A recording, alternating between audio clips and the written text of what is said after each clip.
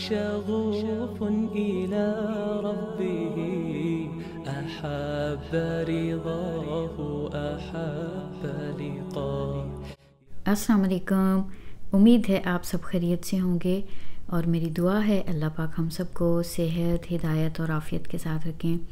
आज के व्लॉग में कुछ बहुत ही ज़रूरी बातें आपके साथ शेयर करने जा रही हूँ और साथ ही साथ एक बहुत ही ज़बरदस्ती रेमेडी है, नेचुरल एंटीबायोटिक हम घर में कैसे बना सकते हैं।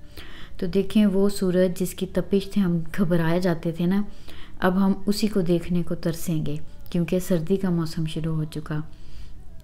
और कहा जाता है कि कायनात में जो तब्दीली है ये कायनात का हुस्न है।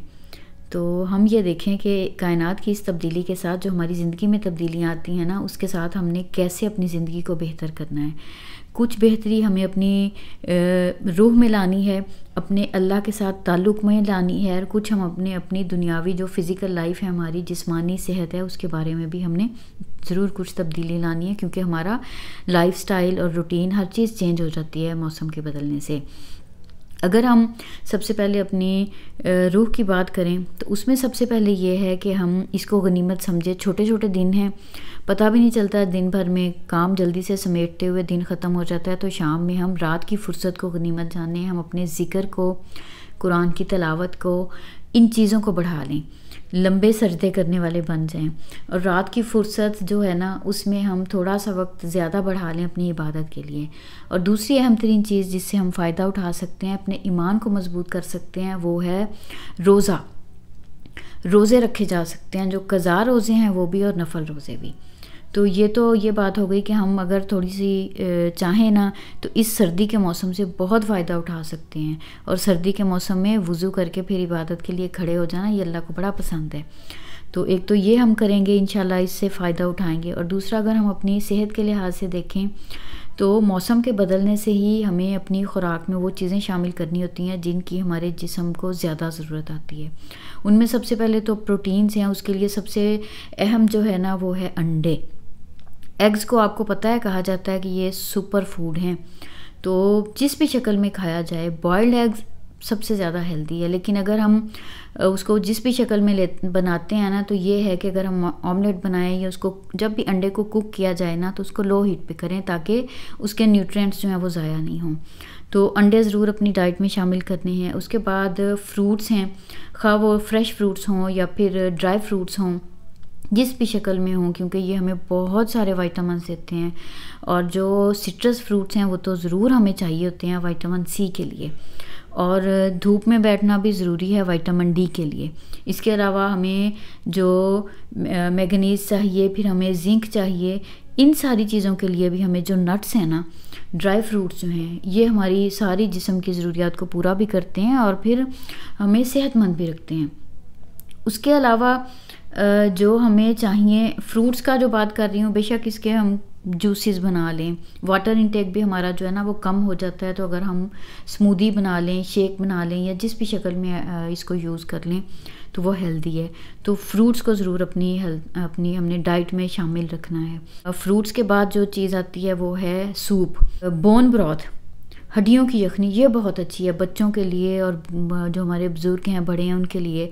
और कोशिश करें कि सूप जब हम बनाते हैं तो उसमें ज़्यादा सारी वेजिटेबल्स ऐड करें, अंडा भी डालें, ताकि एक बहुत अच्छे सा मील जो है ना वो बन जाए। और ये एक बेहतरीन शक्ल है, एक बिल्कुल परफेक्ट जो एक हमारे जिस्म को ज़रूरत है ना, एक कंप्लीट मील बन जाता है जब हम सूप की शक्ल में बना लेते हैं। वाटर भी आ जाता है उसमें और वेजिटेबल्स भी और प्रोटीन भी गोश्त की शक्ल में या अंडे की शक्ल में। तो किसी भी तरह से ग्रीन जो लीफ़ी ग्रीन वेजिटेबल्स हैं ना, इनका इस्तेमाल भी बहुत ज़रूरी है। तो इन सब को भी अपनी डाइट में ज़रूर शामिल रखना है ताकि हमारे जो विंटर्स हैं ना वो हम बीमार हुए बग़ैर और हमारे जिस्म को उतनी इम्यूनिटी हमारी स्ट्रॉन्ग रहे और हमारा जिस्म जो है वो अगर बीमारी आ भी जाए, क्योंकि इसमें फ़्लू और वेदर के इफ़ेक्ट्स हैं ना जिसकी वजह से बहुत कॉमन है कोल्ड और फ्लू, उससे बच सकें। उसके बाद जनाब शहद है, जो असल में रेमेडी आपको बतानी है। उसमें हमें चाहिए शहद, हल्दी, अदरक और साथ काली मिर्च। ये सारी चीज़ें जो है ना, इनकी मेडिसिनल जो प्रॉपर्टीज़ हैं और वैल्यूज़ हैं, ये सारी की सारी एंटी इन्फ्लामेटरी हैं और बेहतरीन एंटीऑक्सीडेंट्स हैं। तो मैंने ये सब लिए हैं ऑर्गेनिक। कोशिश कीजिए कि ऑर्गेनिक हों, देसी हों। अदरक पाउडर ले लेना है, जिंजर देखिए मेरे पास, ऐसे ही जो हल्दी है ये तो कैंसर के रोकने में, इसमें जो करक्यूमन है जो इसके अंदर एक अल्लाह ताला ने सप्लीमेंट डाला हुआ है, ये इतना इफ़ेक्टिव है कि कैंसर पेशेंट्स को ट्रीट किया जाता है उसके साथ, और उसकी हील करने के लिए बहुत ज़्यादा ये इफ़ेक्टिव है। इतने हल्दी के फ़ायदे हैं। तो ये सारी चीज़ें ना अगर हम यूज़ कर लें, अपनी डाइट में विंटर में रखें, तो हमें किसी दूसरे एंटीबायोटिक की ज़रूरत ही नहीं पड़ेगी। करना ऐसे है, 7 टेबल स्पून जो है ना वो हमने लेना है शहद। उसके अकॉर्डिंग 7 टेबल स्पून में 1 टेबल स्पून जाएगा जिंजर पाउडर का, 1 टेबल स्पून टर्मरिक का, और 1 पिंच ऑफ जो है ना ब्लैक पेपर पाउडर। हल्दी को हमारे जिस्म में एब्जॉर्ब होने के लिए फ़ैट चाहिए होती है, और दूसरी चीज़ चाहिए होती है काली मिर्च के अंदर एक अल्लाह ने वो एक चीज़ डाली है जो हल्दी को एब्जॉर्ब होने में मदद देती है। तो इसलिए काली मिर्च ज़रूर इस्तेमाल करनी होती है जब भी हल्दी इस्तेमाल करें। तो ये इसको अच्छे से मिक्स कर लें। आप जितनी क्वांटिटी बनाना चाहें बना लें।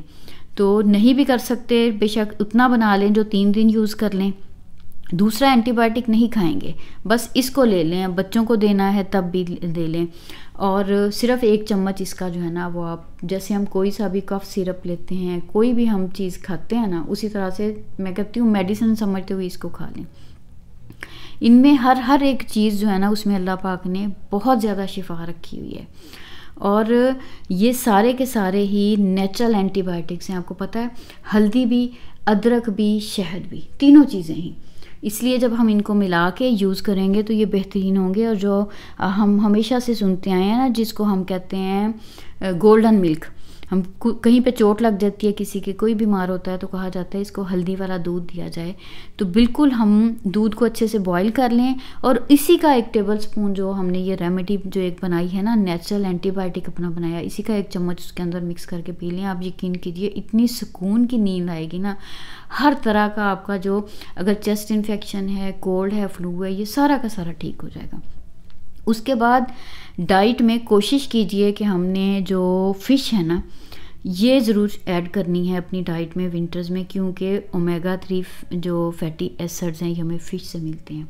और इसके साथ ही हमें कभी कभार पाए, और जो सूप है मैंने पहले भी बताया है, जो बोन ब्रॉथ होती है, हड्डियों की यखनी बनाई जाती है ना, ऐसे खाने जो हैं विंटर्स में बच्चों के लिए, और ख़ास तौर पे जो हमारे घर में बुज़ुर्ग हैं उनके लिए बहुत ही हेल्दी हैं। बहुत अच्छे से उनको ये सर्दी का जो है ना मौसम, उससे अफेक्ट हुए बगैर, और हेल्दी और ख़ुशी से जो है ना बगैर बीमारी के, वो ये सर्दी का मौसम ख़त्म हो जाएगा। और बाकी जो हैं वो हमने ऑलरेडी देखते हैं कि इसमें हमारे विंटर्स में जो सारे मौसमी फल होना वो ज़रूर हमें अपनी डाइट में शामिल करने चाहिए, बच्चों को भी देने चाहिए और ख़ुद भी इस्तेमाल करने चाहिए। तो बस मेरे जहन में ये था कि कुछ, चूँकि जैसे अभी ये विंटर्स हैं तो हमने कोशिश करनी है कि हम इस लंबी रातों से फ़ायदा उठाएं, दिन भर में अपने जिस्म की ज़रूरियात का ख्याल रखते हुए प्रॉपर डाइट लेनी है ताकि बीमारियों से महफूज रहें।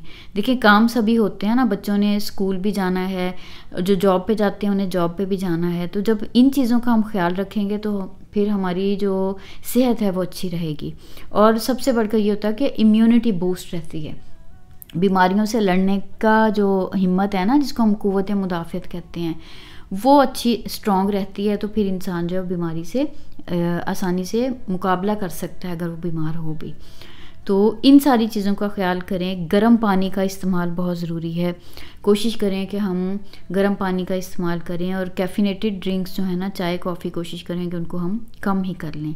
इस वीडियो से अगर आपको कोई भी फ़ायदा हो तो मुझे कमेंट में ज़रूर बताइएगा, और दुआओं में मुझे याद रखिएगा। वीडियो देखने के लिए बहुत शुक्रिया।